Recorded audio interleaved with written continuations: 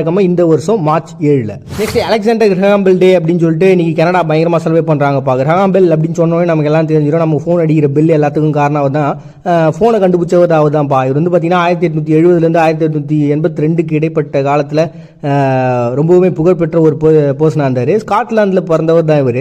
இவர் வந்து பார்த்தீங்கன்னா நிறைய கண்டுபிடிப்புகள்லாம் கண்டுபிடிச்சிட்டு இருந்தார். அதுலேயும் முக்கியமாக இவர் என்னன்னா, இவங்க அப்பா வந்து இந்த ஒளி சம்பந்தப்பட்ட ஆராய்ச்சிகளில் ஈடுபட்டிருந்தார். ஒளி வந்து எப்படிலாம் மாறுது, எந்த விதமான கற்றைகளாக பிரியுதுன்னு சொல்லிட்டு அந்த ஆராய்ச்சி பண்ணிட்டு இருந்தாரு.